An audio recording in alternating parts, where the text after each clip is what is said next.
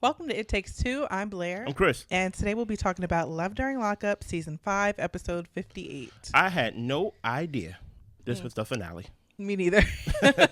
I was like, why is this episode 90 minutes long? But okay, I guess subscribe, like, share, comment, all the above. You know we're going to stick with the show with love after. Correct. So this is love during, love after. Mm-hmm.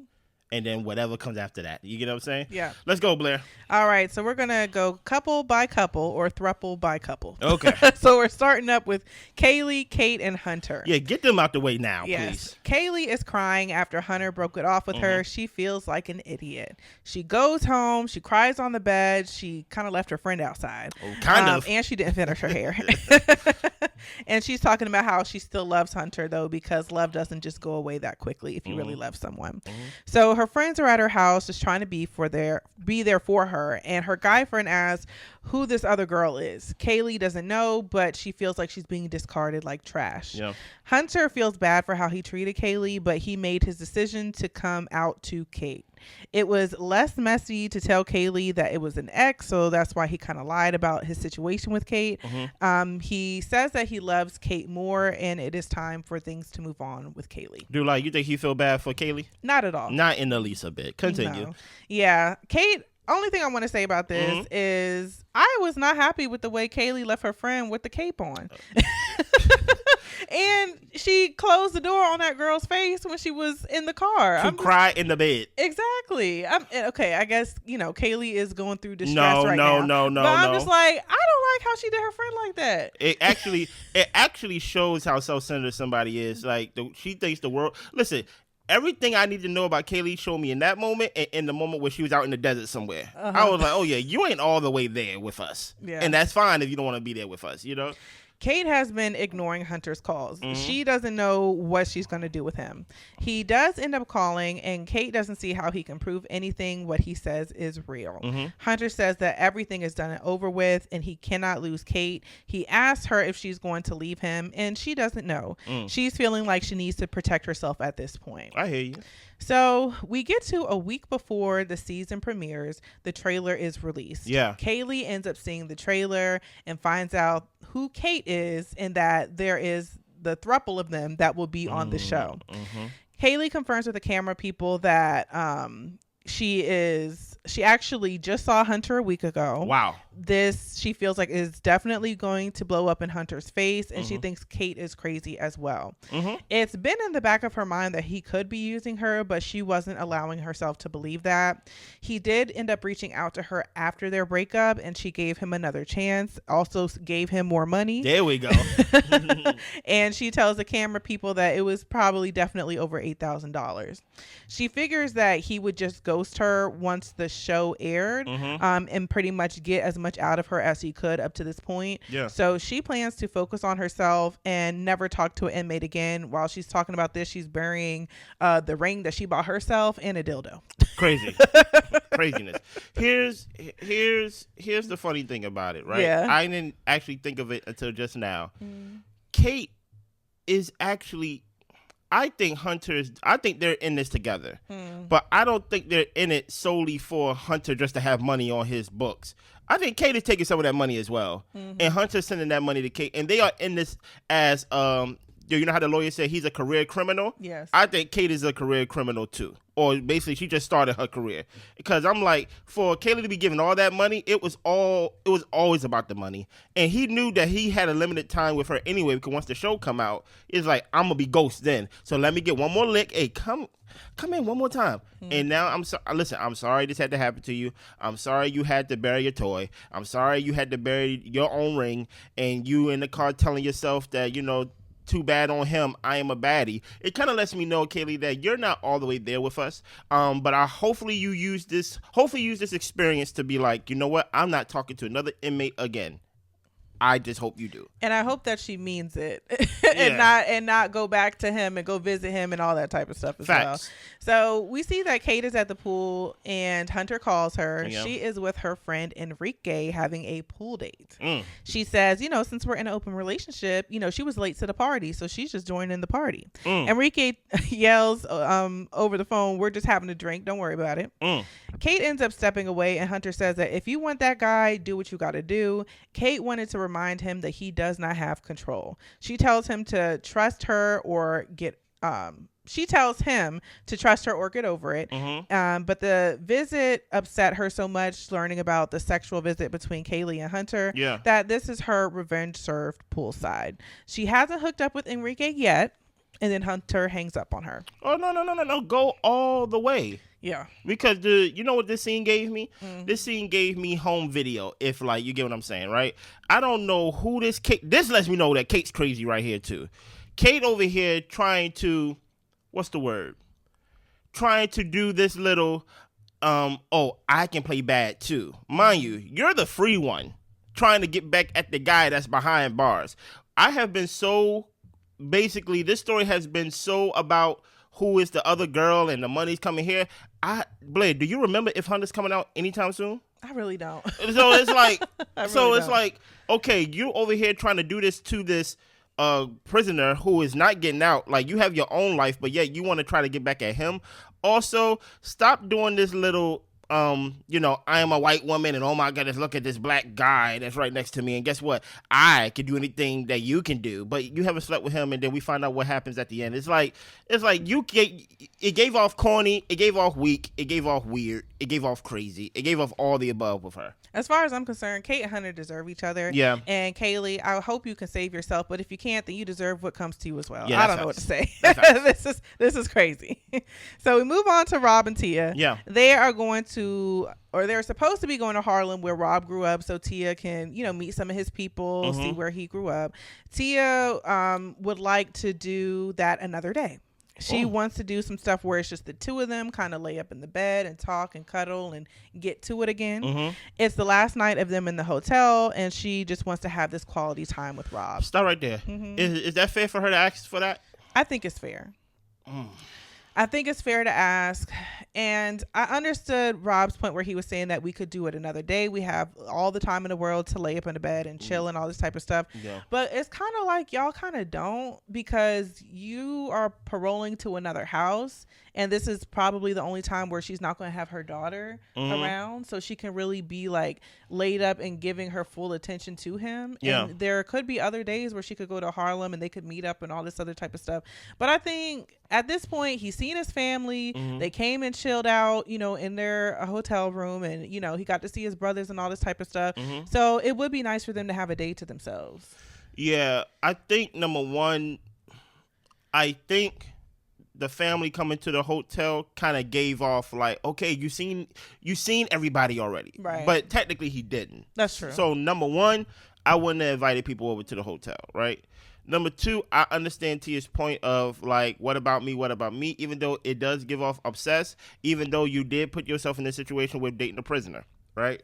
But I don't know, man. He just got done doing a bid for 10 years and he want to go back home. And he probably want to be outside. Exactly. He just don't want to be inside, and that's what I'm saying. He just want to. Even when he was walking around the block, she's blowing his phone, and he's like, "I'm literally outside just walking, right?" So I think there's something to he don't want to just be holed up, in a building, going from building to building. But I will say this: he's going to New York anyway. I actually forgot what part of New York he's going to. Do you remember? Is it Queens, Brooklyn? I don't know. I don't remember. I'm like, hey, maybe he should go see his folks in Harlem on his own time. You get what I'm saying? Yeah. But as right now, I can see Tia's point. So Tia says, you're over here worried about everybody else, but these people weren't worried about you when you were locked up. Facts. Rob tells her that that's a valid point. But he's not going to go anywhere. They're going to be together for a long time. They'll have all the time they need to be booed up. So Tia then turns the conversation to wanting to meet who he's staying with, and she feels like she hasn't gotten enough information about this lady that he's going to be paroling to. That's her. Rob says, well, let's focus on the situation at hand. Like, you don't have trust in me, and he's telling her that she doesn't make any sense. She's trying to figure out if that's his maid that he's going to be staying with, and Rob pushes the camera away. He slams the door. He's upset. Yeah, he's mad. Yeah, and this is the thing that... we've talked about it in like our other shows like Married at First Sight and stuff like that, where it's conflating issues and how you have to have your disagreements. You can't compile them all into one disagreement, right?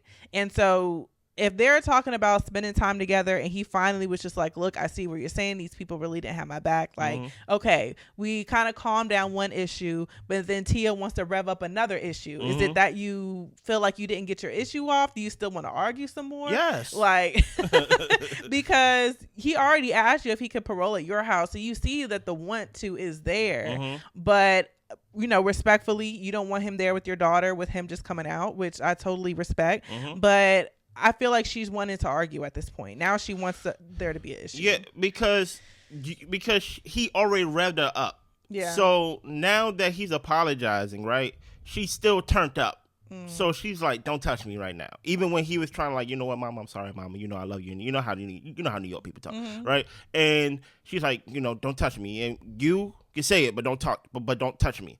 And the thing about it is, she now using this opportunity, to your point, to be like, you know what, while I'm revved up, I'm just going to conflate the issues.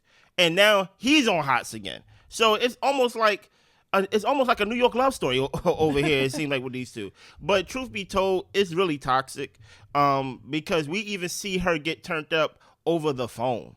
So my thing is, if she's willing to be so turned up over the phone to where she throw her own phone on the ground, right? And now they are in person and you still turned up in this way, it's like, maybe y'all not good for each other. Yeah.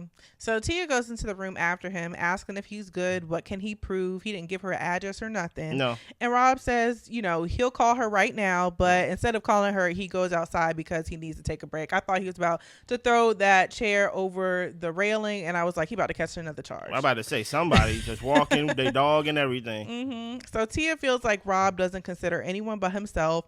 Rob doesn't want to feel like he's in a cage, and he wants to feel like he can be trusted. Okay. He tries to talk to her, but now she's telling him, you said you want to go, then go ahead and go.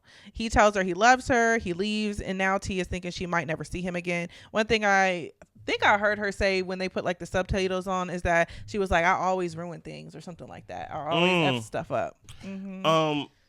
Is this all of them? Yes. Yeah, it showed her in the hotel. She's like, I don't want to cry over a guy. She over here knocking over the hotel stuff. I'm like, okay, now the hotel didn't do nothing to you. Here's my thing. I really don't know whose side I am on, right? I think it's easy. I think it's a layup. I could come on here and just be like, the prisoner is wrong, and just do that all day, right? But if I was to plan a whole day for you, Blair, right? I am not going to low-key going to insert things that I want you to do for my enjoyment. Okay. Meaning that, Tia, okay, you got this hotel for y'all. Okay, cool. But you also got to understand, he just got out of prison. Like, I think he can understand, like, hey, we already did the do, but I want to be outside. I don't know if he really going to understand the whole, hey, I'm leaving tomorrow, I'm just going to be holed up in here with you. While at the same time, Tia, you're dating a prisoner. He don't want to be just laying down, like doing something. Now, granted, I forgot that last couple name. I'm not saying go out and like have him order lobster tails, crab legs, and do all this stuff to where he just using her and basically doing things dry. But I think it would have been nice if she would have planned things that is more like active than just being outside holed up. Because at the end of the night, you have the whole night to be together. But I think just being in the hotel room all day was a bad plan, especially for someone that just came from prison. You know what I'm saying? And I will say they did, before he got out, talk about what it is that he wanted to do. Yeah. And he told her that he wanted to see his family. He wanted to go to Harlem. He even said he wanted to go to the strip club. Like, these are all the things he said that he wanted to do. Yeah. And I totally get her saying, okay, well, can you like put me in some of your plans as well?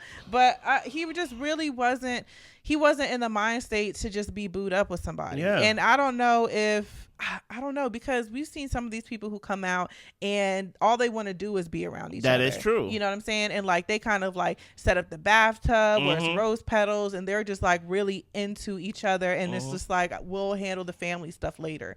But I don't know. Like I said, like I'm very much in the middle about it, because I can see both sides. Because Tia has done a lot for him, but I also don't like when these people do so much for these prisoners, and then they feel like now they're their they're their like correction officer, their parole officer. Like, you don't control a person because you paid for their life for so many years. Yeah. But Rob could stand to be a little bit more considerate, but I get he's just itching to just get back to his life. Yeah. You know? I can see both sides. You're right. Yeah. So we get to Jakima and Donnie. Oh my goodness. I had to look at the age because I'm like, how old is Jakeema? Jakeema's 34. Yeah, girl. I'm just like, and the thing is, I guess age don't really mean anything because you got some 50, 60 plus year old people doing what Jakeema is doing as well. But I'm just like, Jakeema, like, I think she's beautiful. Like, she has beautiful kids. Like, even just seeing her relationship with her dad, why is she choosing to put herself in this situation? Like, she is just, I think she could do so much better for herself. But anyway, let's get into what actually happened. Yep. So she calls her dad. Her dad thinks that Donnie's in the military. But because her early release isn't possible with Donnie, she is just going to come clean with her dad. And she tells him that he is in prison for drugs and trafficking. Dad said, you lied to me. You so smart. You outsmarted yourself. listen here, man. Old people just try to make it to the end of their days, right? He just like, you outsmarted yourself. That is very, very funny saying. Yes. So Donnie was supposed to get out in 6 months, but because he got in trouble, it's now looking like 20 months. Yeah. Dad tells her not to get mixed up in whatever stuff he has going on, and he tells her to come back to Texas. He'll leave the light on. If something happens to his grandsons, he said he is going to go crazy. Her brother was unalived in 2013, and the case has not been solved yet. Yeah. They apparently her brother was in his car. Somebody hit him in the chest, and she was in an abusive relationship at the time. Her brother was going to come out to help her get out of her situation, but he was unalived before he could get to Texas. But because of his passing, that's what gave her the strength to leave that relationship. Any thoughts about that? I think that gave her the strength to run away from Texas. Because like Texas, I actually was watching the Meg Thee Stallion documentary months ago. Don't judge me, judge yourself, right? It was good. And she said something across the lines of, which is kind of actually sad to hear, that when she goes back to Houston, she can't help but think of Houston as like, my mom died here, my dad died here. So like your home is now like corrupted in a way. Now it don't feel like homey. I think that's what it is with her, right? Let's take Donnie out of it. I don't think Texas feel like home. So she found any excuse to basically uproot herself and her kids to run away from the tragedy or like the feelings of like her brother, as like we saw her crying and she's close with her brother or was close with her brother. So I think it's more deeper than just, oh, I moved here because I'm close to the prison. It's like any excuse to leave because home don't feel like home no more. And I think also, like, especially with her being in that relationship, I think that if you grow up in a place and you're there all your life, you do kind of get tired of seeing the same old run-of-the-mill stores you go to, and you feel like you need to just kind of break away and experience life and experience something new. For a lot of people, it's college. That is true. Or a new job. Yeah. But it's unfortunate that Jakeema felt like she had to go get that fresh experience through following somebody who's in jail. Yeah, that's true. So, and also to add this, I think this is a very important detail as well on top of what you just said. The police probably hunts her too because the crime haven't been solved. So like her brothers are the one who did the crime towards her brother. He's still running around. No, that wasn't in Texas. Oh, that wasn't in Texas? She said that he was going to come to Texas. Oh, he was going to come to Texas. But he couldn't because he was unalive. Oh, okay. Yeah. I thought that happened when he got to Texas. Okay, no, okay. So the twins want to go back to Dallas. They want to hang out with their cousins. Okay. And they are not fans of Ohio. Donnie ends up calling, and Jakeema is upset because she moved her kids out here and she can't even visit Donnie. Yeah. Donnie says that he doesn't do anything wrong. He's lost too, and he would be devastated if Jakeema moved back to Texas because to him it would feel like she's given up.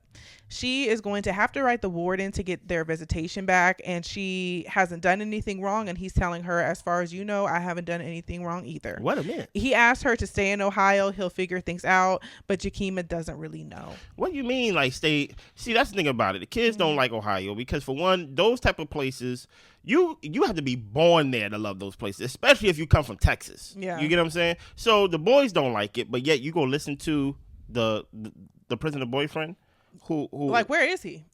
We don't even know. He might not even be in Ohio. You still don't know where he at. Yeah. And now you basically want to write a letter not only for you, but for him. Everything is to serve him. Listen, if she's smart, she'll leave. She shouldn't have moved there. But, it is what it is. Yeah, so Jakeema and the twins go back to Dallas just to visit her family. Yeah. She goes to visit her dad. She wants to be with Donny, but her dad's approval means everything to her. The dad tells her to come ahead, move back to Texas. Yeah, stop playing with me. Jakeema said that she wrote a letter to the warden, so hopefully she'll be put back on the visitation list. The dad misses the twins, and he doesn't have the cash to just jump on a plane if something were to happen. Donny ends up calling, and he asks for Jakeema's hand in marriage. Jesus. The dad tells him to take care of her, to love her, and he don't want no BS. He tells him, don't get in any more trouble so you can get out when you're supposed to. He doesn't want his daughter mixed up in any transactions, but he does give his blessing. Jakeema feels happy, and she feels like Donny is serious about her. Man, I'll be feeling so bad for old parents. Like, I really do. Because they got other things to worry about. And the fact that he said something like, I don't have the cash to just hop on a plane and come see you. Because let's say he's retired, and let's say he's on like a fixed income, right? You done took my family away from me. You done took my grandkids, right? So I don't see them, right? I only see them on FaceTime. For someone who is not their daddy, right? And to be with a guy who you lied to me about and said that he ain't in the military. It's like, why you hate me so much? It's just too much for me. Yeah. And then the whole, dang, I was hoping the dad would be more real and just be like, nah, man, just old, work. Man. If it was me, and maybe because, I got a little, I'm still young and spry, but I would have just been like, just focus on yourself and worry about all that when you get out. That's pretty much, I would have to say. We ain't talking about no blessings till you get out of jail. Yeah. But Jakeema, I already told her she's like Jakeema needs some help. Jakeema needs some milk. I told her I have no problem calling her a bad mom because this is craziness. And also, just to your point, like, it may be because we're young and spry, right? But honestly, I would cut my child off. Like, no, I'm not. You got me on the show looking crazy. You get what I'm saying? I don't need to be part of this. No. So we go to Crystal and Sam. Sam is feeling lonely. He hasn't spoken to Crystal since the previous night. She ends up calling him 10 hours later, and she has been stressing out, and she needed to take some time to herself. Okay. She is eligible for parole now, but she is waiting until she can get her hearing. He apologizes to her for not being there on the day where she became eligible for parole. Sam asks Crystal, what's up with her and Brittany, and Crystal tells him not to take it personal, but she has been back for a couple weeks, but all that's in the past. She hasn't had physical contact with anyone other than him. So they are both there for each other. He feels like there has to be sacrifice for love, and this is his sacrifice. Crystal believes that Sam is her soulmate. Is Sam socially awkward? He might be, but this isn't an excuse for him to do what he's doing. Plenty of socially awkward people have great friend circles full of socially awkward people. Yeah, because I'm like, why do you feel lonely? And how does she cure that loneliness? And I feel like Sam, his friend came out to visit him. He got friends at work. Sam could not be lonely if he wanted to. I think Crystal is isolating him from her jail cell. Like Sam, I think Sam can definitely have people to hang out with and do stuff with. So yeah, yeah, Crystal ain't getting out, man. Listen, I'm sorry. It was attempt unaliving. You know what I'm saying? So like, I don't understand why he don't see that. I think the grandmama sees it, and she comes to peace with it. Like, she will get out if I'm alive or if I'm not. But I'm not going to be on this crystal roller coaster of you mad at me, not talking to me, and now you're talking to me, and now I have to apologize for working for you. You get what I'm saying? So it's like, Sam, do you don't like yourself and you feel like you deserve this type of punishment, or you deserve to be in jail with her? It's like, it's just weird. That's why I had to ask, is Sam socially awkward? But you do bring up a point that, hey, we did see some of his friends or like somebody on the show with him, and also it's not an excuse for him to be putting himself through this situation. Only thing I can say about this is, like, I want better for Sam, but Sam don't want better for himself. I mean, I like when Sam and Rita hang out. I think they have a good old time when they go down to the Golden Corral and stuff like that. Like, I enjoy their scenes. Crystal is stressful, and I do not blame Rita for ignoring that girl. No, she ignored that's really the catch of all this season. Rita just don't disappear. She ignores Crystal. Yes. Yes. And I think Sam, his loneliness is what's eating him up. I feel like he needs to, I don't know, like what he's into, if he's into like maybe tennis or like board games or video games. You know what I'm saying? Like even get on like Twitch or whatever like that. Get an online community. Like do something for your loneliness other than go on Tinder. Exactly. Like don't be holed up by this girl. That's what I'm saying. Like in today's world, they make it so easy just to have like any type of interaction with somebody, even if it's through social media, even if it's through like these websites, dating websites. It's like, why are you choosing this? Like, it makes no sense. Yeah. But yeah, Crystal ain't getting out. So Savannah and Bradley. Oh boy. Savannah is going to pick up Bradley. She misses him and is so happy that he gets to come home with her. Mm-hmm. She ends up getting to the hotel and calls her mom, tells her that she arrived there safely. Yeah. Her mom tells her she does believe in second chances. Savannah tells her mom she is going to hold her to that because Bradley will need support and it won't be easy, but she's ready. Yeah. Savannah is concerned that Bradley may go back to selling drugs to make money. Oh yeah, he is. And when we cut to Bradley, he says that he wouldn't let selling drugs impact his life negatively, but if he can do a little something for some quick money with no risk, he'll do it. So it sounds to me, Bradley's going back to selling drugs. Of course. Now, let's take Savannah and Bradley out of it. Let's throw them to the side, because we already can say, Savannah, you ain't all the way there. Bradley been telling us in the confessionals that he ain't all the way there in the relationship either. Right? He said you'll be along for the ride. I don't know what's gonna happen. Savannah says something across the lines of how she felt, how happy she was. There's not even a word that has been invented to like describe how she felt. She said usually she's late. She said I ain't gonna be late on like the morning that I'm gonna go pick this guy up. Give me a time that you could think of, and like I know I'm putting you on the spot, that you felt that level of excitement to where you're like, I can't even describe how I feel. Like I feel amazing today. Our wedding day. Really? Yeah. You really felt that way on like the wedding day? That's such a layup right there. Like, yeah. But my thing is the wedding day wasn't like a surprise. It was a thing that we saw like months down the line. But on the just like it's finally happening on the day of the wedding day. Yeah. Okay. I felt that way. You can give your honest answer. You were running around that day. You were doing a lot that day. When I quit this one job, right, and the level of happiness I felt that day was crazy. Because I had a whole celebration for you. Oh my gosh! For when you quit, it was a planned quit too. It was like, oh yeah, once it gets to this point, I told Blair, who was my girlfriend at the time, I said, Blair, I'm about to leave this job. I have margaritas and chicken and rice. We should book the place and everything. Exactly. It was amazing.